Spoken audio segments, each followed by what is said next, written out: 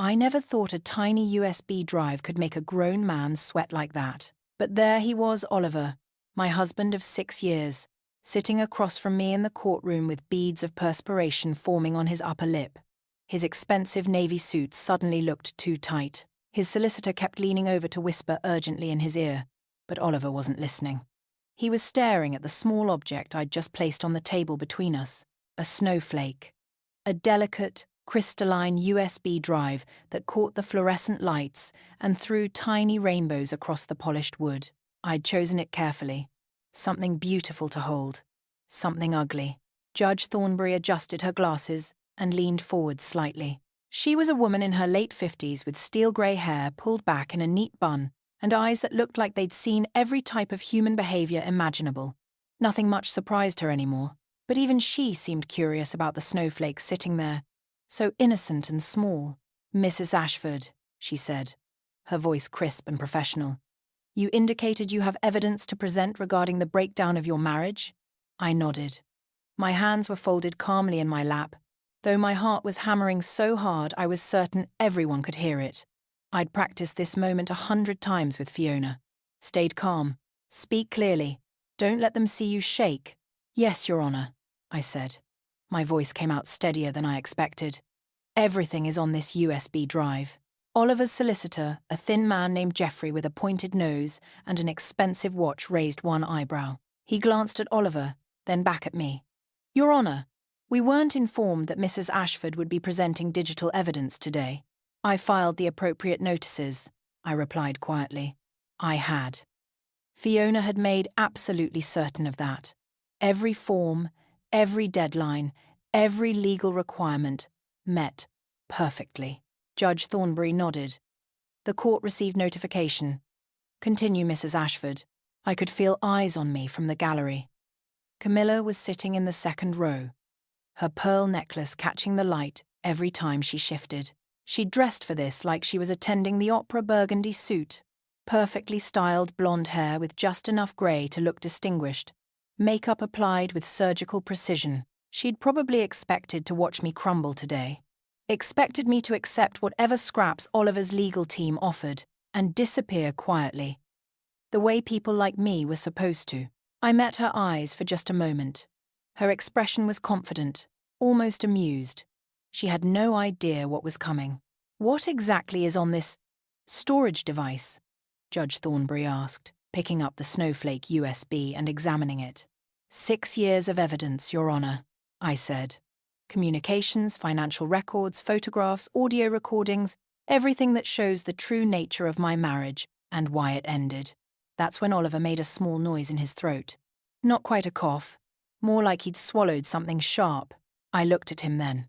Really looked at him. The man I'd married 8 years ago had kind eyes and a warm smile. He'd held my hand during scary films and brought me tea when I worked late. He'd kissed my mother's cheek and called her mum, even though his own mother hated it. That man was gone. Had been gone for years, really. I just hadn't wanted to admit it. The Oliver sitting across from me now had cold eyes and a tight mouth. His dark hair was styled with too much product. His tie cost more than my mum's monthly rent. Everything about him screamed money and privilege, and the absolute certainty that he was better than everyone else, especially better than me. "Your Honour," Geoffrey said, standing up quickly. "We'd like to request time to review this evidence before—" "The evidence speaks for itself," I interrupted. I never interrupted people. The old Claire would have apologised immediately. But I wasn't the old Claire anymore. Judge Thornbury looked at me with renewed interest. "Go on." I took a breath. This was it, the moment everything changed. "On that USB drive, you'll find over 300 messages between my husband and his mother, discussing me. How I don't fit into their family. How I'm an embarrassment to them. How my background, my working-class background, makes me unsuitable to be an Ashford." My voice didn't waver. "Fiona would be proud. You'll also find evidence of 3 separate affairs my husband conducted throughout our marriage. Financial records showing he systematically moved our marital assets into accounts controlled by his mother, preparing for this divorce. And audio recordings of private conversations where they discussed how to ensure I'd leave this marriage with nothing." The courtroom had gone very quiet. Oliver's face had progressed from pale to grey. His hands gripped the edge of the table. Jeffrey was frantically scribbling notes, probably calculating how much damage control would be needed. But it was Camilla's reaction that satisfied me most. Her confident smile had vanished. She sat frozen, her perfectly manicured hands clutching her handbag like it might save her. "These are serious allegations," Judge Thornbury said carefully. She was looking at Oliver now, not me. "Mr. Ashford?" Oliver opened his mouth, closed it, opened it again. "Your Honor, This is... My wife has clearly taken private communications out of context. A marriage breakdown is emotional. People say things they don't mean. Did you say these things?" The judge asked simply. It's a yes or no question, Mr. Ashford." Oliver looked at Jeffrey desperately. The solicitor gave a tiny shake of his head. "Don't answer without counsel." I felt something shift inside me. For 6 years, I'd watched Oliver talk his way out of things, charm his way through problems, use his expensive education and family connections to smooth over any unpleasantness. He'd convinced me I was too sensitive when I complained about his mother's cruelty, too emotional when I questioned why he worked late so many nights, too insecure when I noticed how he looked at other women. But here, in this courtroom, he couldn't charm his way out. The evidence didn't care about his smile or his family name or his expensive suit. The evidence just was. "Your Honor," I said quietly. "There's more on that drive. Much more. Financial irregularities. Proof of systematic emotional abuse. Evidence that this divorce was planned and orchestrated to leave me destitute while my husband and his mother protected their assets." Oliver's hands were shaking now. Actually shaking. "Should I continue?" I asked, looking directly at him. His eyes met mine and I saw it real fear. Not the fear of losing money, though that was there too, but the fear of being exposed, of everyone seeing who he really was, beneath the polish and charm. Jeffrey stood up so fast his chair scraped loudly against the floor. "Your Honor, we'd like to request an immediate recess. My client needs time to consult with me privately before..." "Request granted," Judge Thornbury said, but her eyes never left the Snowflake USB. "We'll reconvene in 30 minutes. The gavel came down with a sharp crack. Everyone stood as the judge left. Oliver immediately turned to Jeffrey, speaking in urgent, hushed tones. Camilla rushed over to them, her heels clicking sharply on the floor. I gathered my things slowly, carefully. Fiona had told me not to rush, not to look defeated or scared. "You hold all the cards now," she'd said. "Walk like you know it." So I did. I picked up my bag, smoothed my simple black dress, not designer, but clean and professional, and walked toward the courtroom doors. As I passed Oliver, he reached out as if to grab my arm, then thought better of it. "Claire," he hissed. "What are you doing? We can work this out." "You don't need to." I kept walking. Behind me, I heard Camilla's voice, sharp and panicked. Fix this right now." The courtroom doors closed behind me with a soft click. I stood in the corridor, my legs suddenly weak. I'd done it. Actually done it. The Snowflake USB was still sitting on the judge's desk, waiting to reveal every secret Oliver thought he'd buried. 30 minutes until the truth came out. I pressed my back against the cool wall and finally let myself smile. 8 years ago, I was standing in front of a canvas print of my own design work, trying not to fidget with the hem of my dress. The gallery was too fancy for me, all white walls and people holding wine glasses like they were precious objects. I'd only gotten the spot because my university tutor knew the organizer and had pushed hard for emerging artists to be included in the charity auction. Emerging artists was a nice way of saying, people who can't usually afford to be here. My section was in the corner, naturally. The main walls held paintings by established names, people whose work sold for thousands. My little corner had 3 prints of digital designs I'd created, priced at £50 each. Reasonable. Achievable. Not embarrassing. I was mentally calculating how quickly I could leave without seeming rude when he walked up. "These are brilliant," he said, and I thought he was talking to someone else. But when I turned, he was looking right at me, tall, dark-haired, with the kind of smile that made you want to smile back. He wore a grey suit that fit perfectly, and he held his wineglass like he'd been born doing it. "Thank you," I managed, certain he'd move on in a moment. He didn't. He leaned closer to examine the middle print, a design I'd done for a local cafe. All warm colours and hand-drawn elements mixed with digital precision. This one especially. There's something honest about it. Most design work tries too hard to be clever. This just is. I blinked. That's exactly what I was going for. "Oliver Ashford," he said, extending his hand. "Claire Hartley." His hand was warm, his grip firm but not aggressive. We talked for 20 minutes, then an hour. He asked real questions, not the polite small talk people usually did at these things, but genuine curiosity about my process, my influences, my goals. He listened when I answered. Actually listened. His eyes focused on my face, not drifting around the room looking for someone more important. When I mentioned I'd taught myself most of my digital skills because I couldn't afford the fancy courses, he didn't look uncomfortable. He just nodded and said, "The best artists I know are self-taught. Formal education can kill creativity if you're not careful." By the end of the night, he'd bought all 3 of my prints. Not for £50 each, he paid $300 for the set, insisting they were worth it. "That's too much," I protested. "It's not nearly enough," he replied. "But it's what I have on me. May I take you to dinner sometime? I'd love to hear more about your work." I should have known then. Should have questioned why someone like him, expensive suit, confident manner, the kind of accent that spoke of private schools and family money would be interested in someone like me. But I was 24. And he was looking at me like I mattered, so I said yes. Our first date was at a restaurant I'd never have chosen, the kind with cloth napkins and waiters who spoke in hushed tones.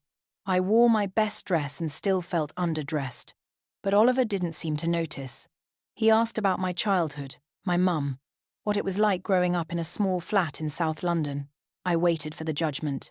It never came. "My family has money," he said over dessert, speaking casually like it was no big thing. "But money doesn't make people interesting. You're interesting, Claire. You've built something from nothing. That takes real strength." I fell a little bit in love with him right there. The next 2 years were like living in a dream I was afraid to wake up from. Oliver took me to nice places. Yes. But he also came to my favourite cheap curry house in Brixton and declared it the best food he'd ever had.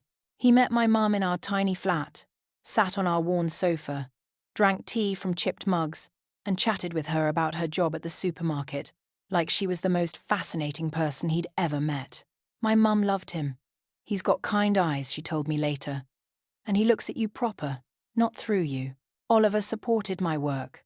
When I had a tight deadline, he'd bring me food and sit quietly in the corner of my flat, reading, just keeping me company. When a client tried to underpay me, he helped me draft a professional email standing firm on my rates. "Know your worth," he said. "Don't let people take advantage of your kindness." He proposed on a Tuesday evening in February. No fancy restaurant, no public display. Just the 2 of us in my flat, after I'd finished a particularly difficult project. He got down on one knee beside my desk, ring box in hand, and said, "Claire, you make everything better. Marry me?" The ring was beautiful, simple, elegant, clearly expensive but not showy. It fit perfectly. I said yes before he'd even finished asking. Everything changed the night of the engagement party. Oliver's family estate was in Surrey, a massive property with manicured gardens and actual gravel driveways that crunched under car tyres. I'd known Oliver came from money, but seeing it was different. This wasn't just wealth. This was generations of wealth, the kind that built entire wings of houses and had portraits of ancestors on the walls. "Don't be nervous," Oliver said as we pulled up. "They'll love you." His mother Camilla met us at the door. She was beautiful in that preserved way wealthy women achieve, blonde hair perfectly coloured, skin smooth from expensive treatments, clothes that probably cost more than my monthly rent. She smiled, but it didn't reach her eyes. "So this is Claire," she said, looking me up and down in a way that felt like an assessment. "How lovely. Oliver has told us so much about you." The way she said "so much" made it sound like a warning. The party was full of people who knew each other, who spoke in reference points I didn't understand, who could trace their families back centuries. I wore the nicest dress. I owned a simple navy thing from the high street and felt like a child playing dress-up. Oliver's brother and sister-in-law were polite but distant, asking brief questions before moving on to other guests. Oliver kept getting pulled into conversations, leaving me standing alone by the canapé table, smiling at people who looked right through me. Camilla found me there. "So Oliver tells me you do computer work?" she said. "Computer work? The way someone might say, bin collection." "Graphic design," I corrected gently. "I'm a freelance designer." "How quaint. Very modern." She sipped her champagne. "Oliver has always been attracted to unique types. He went through a phase in university, dated quite an unusual girl. We were worried, but he grew out of it." The implication was clear. I was another phase. "I'm sure you'll be comfortable in our world," Camilla continued, her smile sharp. "It just takes some adjustment. Different expectations, you understand." I wanted to say something, to defend myself. But Oliver appeared then, slipping his arm around my waist. "Mum, stop monopolizing my fiancé," Camilla laughed. Light and musical. "Just getting to know her, darling. After all, she's joining the family." The way she said family sounded like a prison sentence. That night, driving home, I tried to tell Oliver about his mother's comments. "She's just protective," he said, eyes on the road. "She'll warm up, you'll see." But she never did. The wedding was 6 months later, a grand affair at the estate with 200 guests. My mum and my few friends sat near the back, while Camilla's circle filled the front rows. I'd wanted something smaller, more intimate, but Camilla insisted. "The Ashfords have standards to maintain," she'd said. I wore a dress Camilla chose. Walked down an aisle Camilla decorated, said vows in front of people I'd never met. Oliver kissed me at the altar, and everyone clapped, and for a moment, I felt like maybe everything would be fine. During the reception, I heard Camilla talking to a guest near the ladies' room. "She seems sweet enough," the guest said. "Oh, she's lovely," Camilla replied. "But she'll learn her place eventually. Oliver always comes back to family." I stood frozen outside the door, my wedding dress suddenly too tight. That was the beginning. The first crack in the foundation. I just didn't know the whole structure would eventually crumble. The first year of marriage, I convinced myself I was imagining things. Oliver still kissed me goodbye in the mornings. Still asked about my day when he came home. Still reached for my hand when we walked down the street. These were the signs of a good marriage, weren't they? The small gestures that mattered. But there were other things too. Smaller, quieter, easy to dismiss if you didn't want to see them. Like how he started correcting my grammar at dinner parties. "Claire means fewer, not less," he'd say with a laugh. Like it was charming. His colleagues would chuckle, and I'd smile because what else could I do? Or how he'd suggest I wear different clothes to his work events. Maybe the black dress instead. It's more sophisticated. The implication being that my choices weren't sophisticated enough. By year 2, the suggestions became more frequent. He sighed when I talked about my design projects. Not obviously just a small exhale, barely noticeable. But I noticed. I started talking about my work less. "How was your day?" I'd ask. He'd launch into detailed stories about cases and clients and office politics. I'd listen, asking questions, being supportive. Then he'd check his phone, stand up. Say he had emails to finish. My turn never came. Year 3 was when the family dinners became unbearable. Every Sunday, we'd drive to the estate. Every Sunday, Camilla would seat me at the far end of the long mahogany table, away from the important conversations. Oliver would sit near his mother, discussing business matters and family decisions. I'd sit between Oliver's elderly aunt, who was hard of hearing, and his teenage nephew, who spent the entire meal on his phone. "Claire, dear, could you help in the kitchen?" Camilla would ask, though she had staff for that. I'd spend half the dinner preparing dishes I wouldn't be credited for, listening to Camilla's subtle criticisms through the serving hatch. "That's an interesting outfit choice. I suppose not everyone grew up learning proper table settings." Oliver's father used to say, "You can always tell someone's background by their vowels." Oliver never defended me. When I brought it up in the car, he'd say I was being sensitive. "Mum doesn't mean anything by it," That's just how she talks. She doesn't talk to your sister-in-law that way. That's different. You're being paranoid, Claire. So I stopped mentioning it. Stopped complaining. Stopped expecting things to change. By year 4, I realized I was apologizing constantly for things that weren't my fault. Sorry the dinner was too salty. Sorry I was tired after working all day. Sorry I didn't understand the reference to some private school tradition. Sorry for existing in spaces where I apparently didn't belong. Oliver started working later. Much later. He'd text that he was staying at the office. Wouldn't be home until midnight. I'd wait up the first few times, thinking we could at least have a cup of tea together. But he'd come home exhausted. Irritable. Wanting only to sleep. Maybe we could have lunch this weekend, I suggested once. Just us. I've got that thing at the club with Mum, he said, not looking up from his phone. You wouldn't enjoy it anyway. He stopped inviting me to things. Stopped asking my opinion. Stopped seeing me, really. I became furniture in our expensive house, something he walked past every day without really noticing. Year 5. I found the first text message by accident. His phone buzzed during breakfast. He was in the shower. I glanced at the screen, just habit. Nothing suspicious, and saw a name I didn't recognize. Last night was wonderful. When can I see you again? My hands went cold. When Oliver came downstairs, I showed him. He barely blinked. That's from a colleague. We had a work dinner. She's thanking the group. It says, last night was wonderful and when can I see you again? That doesn't sound like a work dinner. Claire. He said my name. Like he was tired of me. Don't be ridiculous. You're reading something that isn't there. Then let me see the rest of the conversation. No. He snatched his phone. I'm not entertaining your paranoid fantasies. I have to go to work. He left. I stood in our kitchen, shaking, wondering if I was crazy. I started paying attention after that. Little things. Lipstick on his collar that wasn't my shade. Receipts for restaurants on nights he claimed to be working late. The way he showered immediately when he got home, before even saying hello.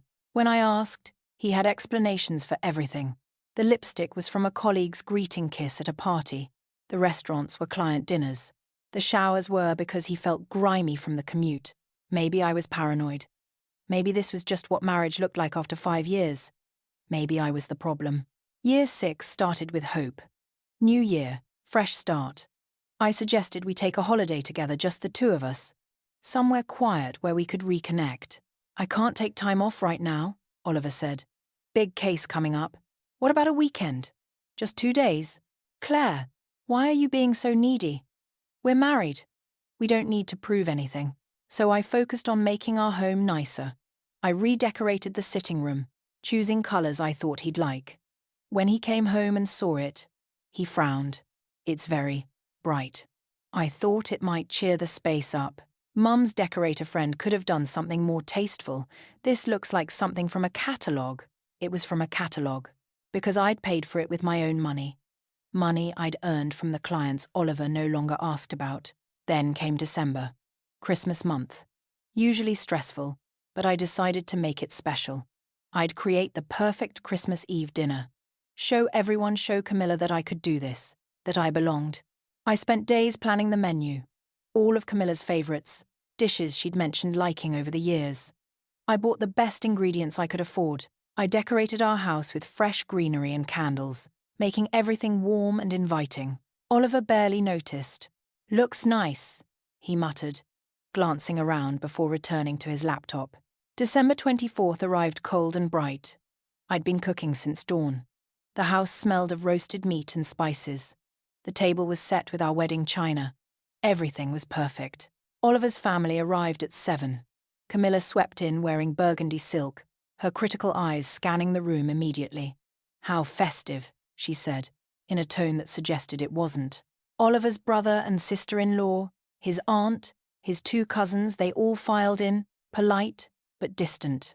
I took coats, offered drinks, tried to be the perfect hostess. Dinner began.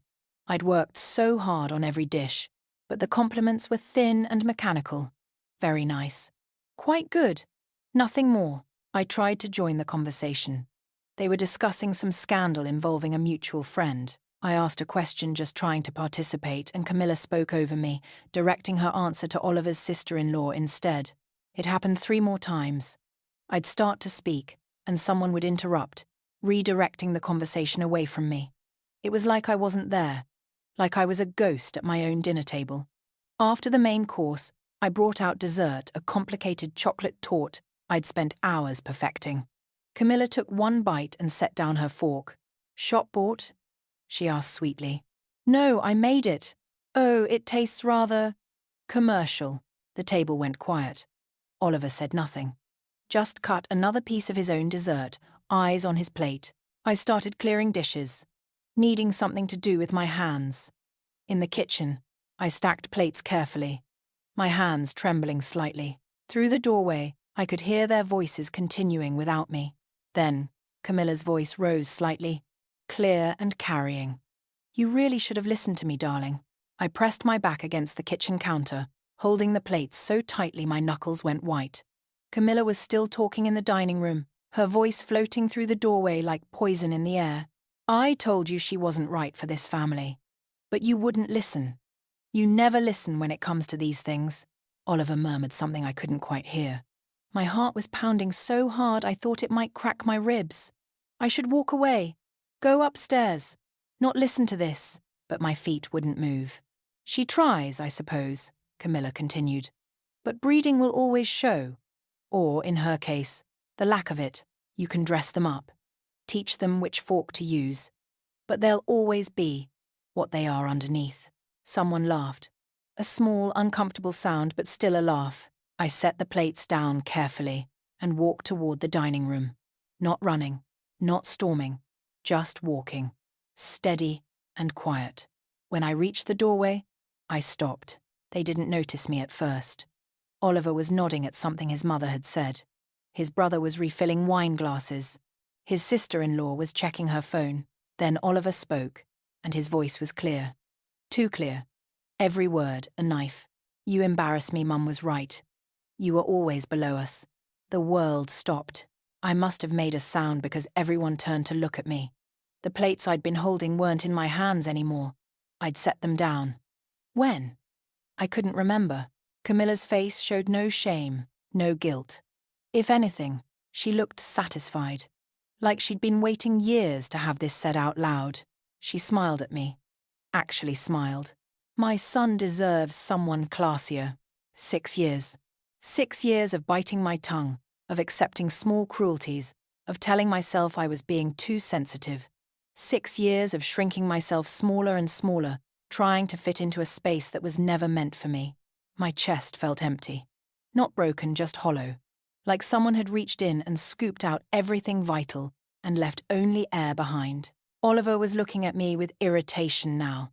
Not guilt, not regret. Irritation. As if I'd ruined his evening by having the audacity to overhear what they actually thought of me. "Claire," he started. I held up one hand. He stopped talking. I removed my apron slowly, folded it with careful precision, and placed it on the kitchen counter. Then I walked upstairs to our bedroom. Behind me, I heard murmured voices, then laughter. They'd moved on already. Of course they had. I sat on the edge of our bed in the dark. The bed we'd shared for 6 years. The bed where I'd cried quietly so many nights, careful not to wake him. The bed where I'd felt more alone than I ever had sleeping by myself. My phone was in my pocket. I pulled it out, stared at the screen for a long moment, then dialed. Fiona answered on the second ring. "Claire, you okay? Isn't it Christmas Eve dinner tonight? I need your help," I said quietly. My voice sounded strange, distant, like it was coming from very far away. "What happened?" "I need evidence. Everything. Every text, every email, every bank transfer, every lie. I need it documented so thoroughly that there's no way out." Silence on the other end. Then, "Are you sure? Because once we start this, there's no going back." I thought about Oliver's face when he said those words. The casual cruelty. The complete lack of remorse. "I'm sure. I'll be there Boxing Day. We'll need a few days minimum. Can you hold on that long?" "Yes." "Claire, whatever happened tonight, you didn't deserve it." I ended the call before I could cry. Downstairs, I heard them leaving. Car doors slamming, engines starting, Oliver's voice calling goodbye. Then the front door closed and the house went quiet.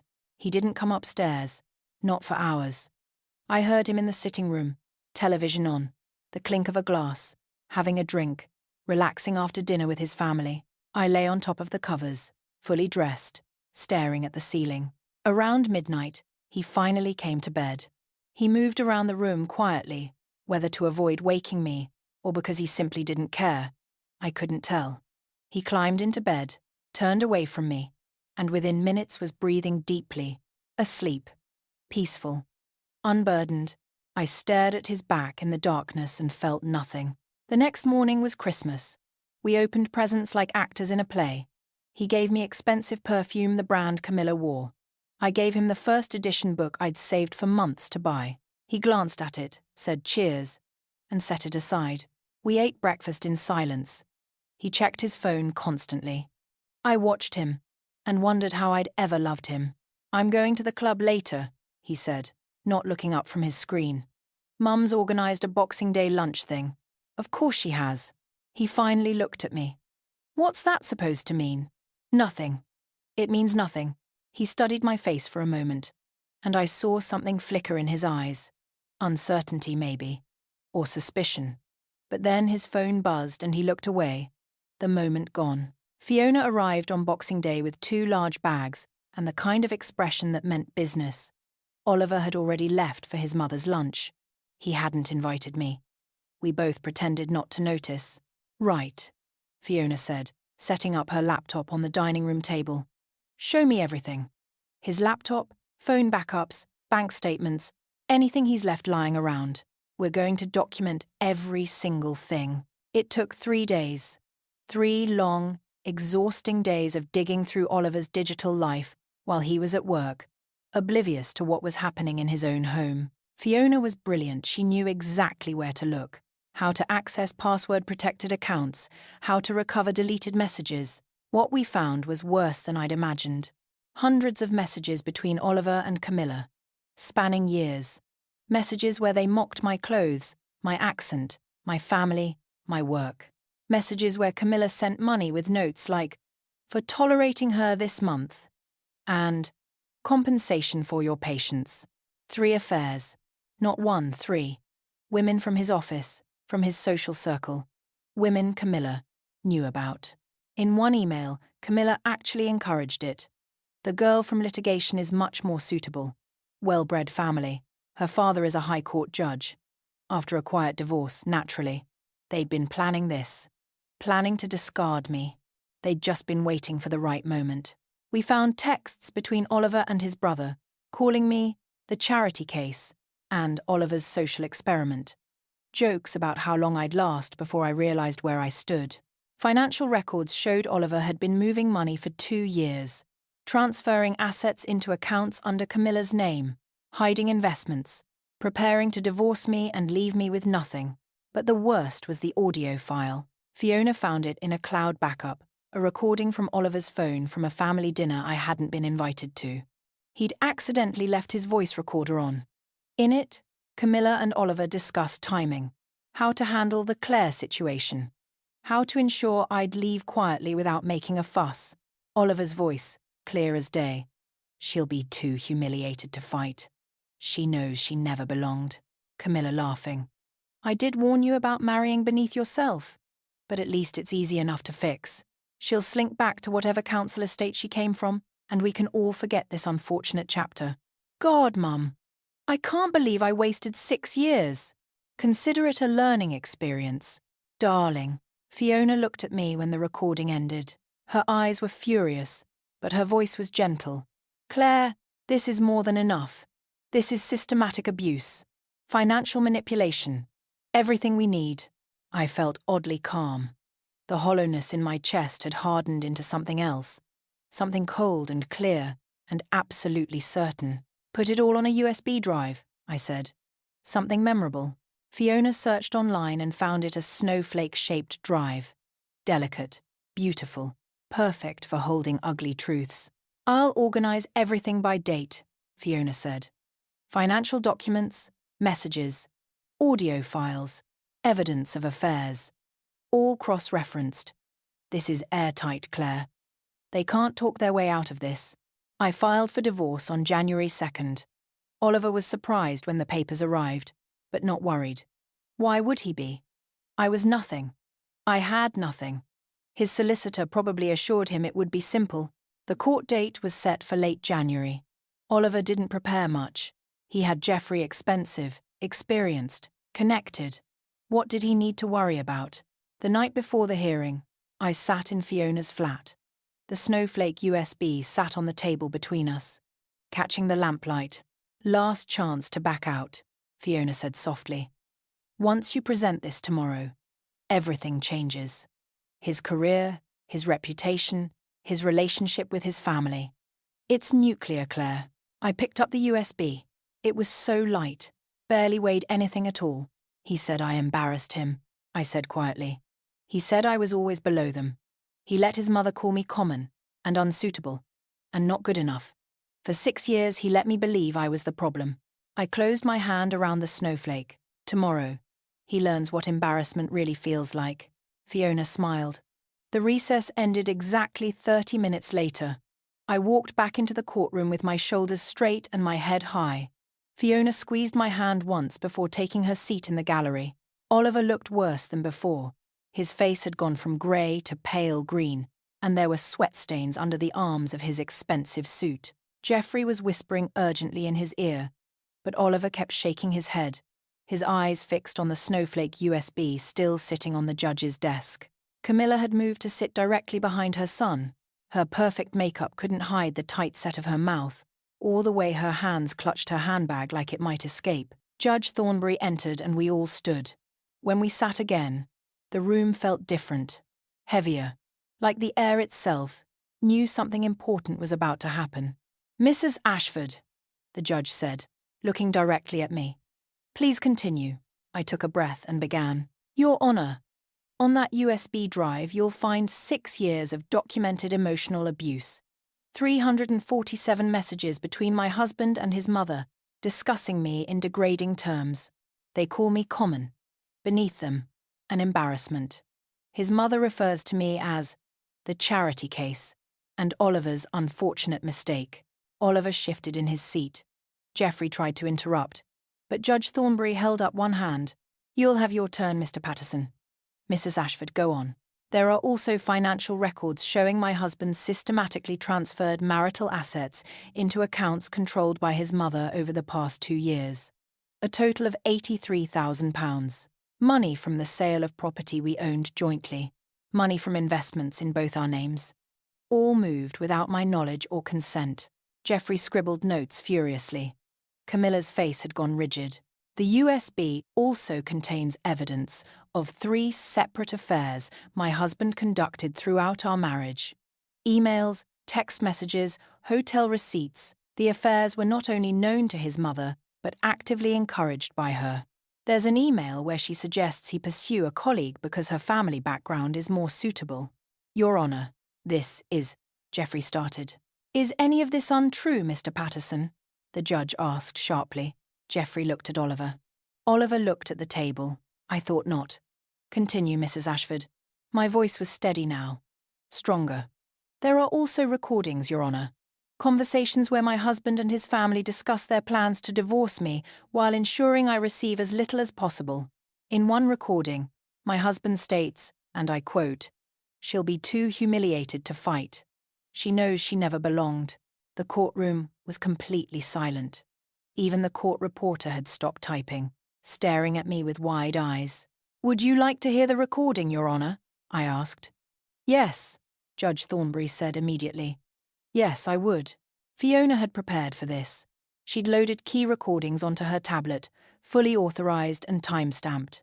She brought it forward now, setting it up so the whole courtroom could hear. Oliver's voice filled the room. Clear. Unmistakable. She'll be too humiliated to fight. She knows she never belonged. Then, Camilla's laugh. Her voice. I did warn you about marrying beneath yourself, but at least it's easy enough to fix. She'll slink back to whatever council estate she came from, and we can all forget this unfortunate chapter. Oliver again. God, Mum, I can't believe I wasted 6 years. The recording ended. The silence that followed was deafening. Judge Thornbury's expression had transformed from professional interest to cold fury. She looked at Oliver like he was something unpleasant she'd found on her shoe. Mr. Ashford, she said, her voice like ice. Stand up. Oliver stood shakily. He looked like he might be sick. Is that your voice on that recording? Your Honour. If I could explain the context. Yes or no, Mr. Ashford. A long pause. Then barely audible. Yes. Were you having multiple affairs throughout your 6-year marriage? Geoffrey touched Oliver's arm, but Oliver shook him off. What was the point in lying now? The evidence was all there, time-stamped and documented and undeniable. Yes. Did you transfer marital assets into your mother's accounts to hide them from your wife? Another pause. Yes. Judge Thornbury sat back in her chair. Mr. Patterson, does your client have anything to say in his defence? Anything at all that might explain this level of calculated cruelty? Geoffrey stood. He was a good solicitor, expensive for a reason. He tried. He talked about the stress of a breaking marriage, about how people say things they don't mean in private, about how financial arrangements were simply prudent planning, but his heart wasn't in it. Even he could hear how hollow the words sounded. Judge Thornbury let him finish, then turned back to Oliver. Mr. Ashford, I have presided over family court for 23 years. I have seen marriages end for every reason imaginable. But the systematic emotional abuse, financial manipulation, and sheer contempt displayed in this evidence is remarkable. She opened a file, made several notes, then looked up. My ruling is as follows. Mrs. Ashford will receive 60% of all marital assets, including those transferred to accounts under Mrs. Camilla Ashford's name. Those assets will be returned within 30 days, or I will hold Mrs. Camilla Ashford in contempt of court. Camilla made a strangled noise. Mr. Oliver Ashford will pay spousal support of £3,000 per month for a period of 3 years, given his substantial earning capacity and Mrs. Ashford's need to rebuild her career after years of undermining. Geoffrey was writing frantically, but he'd stopped objecting. There was no point. Furthermore, the judge continued, I am referring the financial irregularities documented in this case to the Solicitors Regulation Authority. Moving assets to avoid divorce settlements may constitute fraud, and as an officer of the court, Mr. Ashford should have known better. Oliver's face went white. His career. She was threatening his career. Your Honour, please, he started. Sit down, Mr. Ashford. He sat. As for the emotional abuse documented here, while I cannot undo the damage inflicted, I can ensure it's part of the permanent record. Should Mr. Ashford remarry, any future spouse will have access to these proceedings. The gavel came down with a sharp crack. This court is adjourned. Oliver stood abruptly, knocking his chair backwards. This is ridiculous. She's nothing. She came from nothing. The entire courtroom turned to stare at him. Judge Thornbury's expression could have frozen fire. Mr. Ashford, sit down before I add contempt charges to your growing list of problems. He sat, but his face was red now, furious and humiliated. Good. Let him feel it. Let him understand what humiliation actually meant. Judge Thornbury gathered her papers, but before leaving, she looked directly at me. Mrs. Ashford, I wish you every success in your future. Based on the evidence presented here, you've shown remarkable strength and dignity in impossible circumstances. I hope you use your freedom well. Thank you, Your Honour, I said quietly. She nodded and left. The moment the door closed behind her, chaos erupted. Oliver spun to face me, fury in his eyes, but Geoffrey grabbed his arm, hissing warnings about making things worse. Camilla rushed over, her careful composure shattered, demanding to know how I dared, how I could possibly. I didn't wait to hear the rest. I picked up my bag and walked out, Fiona right beside me. In the corridor, I finally let myself breathe. Really breathe. Deep and full and free. You did it, Fiona said, grinning. Claire, You actually did it. We did it, I corrected. Behind us, I heard raised voices. Oliver and Camilla arguing, Jeffrey trying to calm them down, the sound of everything falling apart. I walked toward the exit, toward the winter sunlight streaming through the courthouse windows, toward whatever came next. I felt lighter than I had in 6 years. 3 months passed like waking up from a long, bad dream. I moved into a small flat in Brixton, not far from where I'd grown up. It had big windows and creaky floors and absolutely no memories of Oliver in any corner. I painted the walls bright colours, yellows and blues that Camilla would have hated. I hung my own artwork. I bought second-hand furniture that I actually liked. My design business slowly came back to life. Clients I'd neglected during my marriage reached out. New ones found me through referrals. My calendar filled up with work I cared about, projects that excited me, people who respected my skills.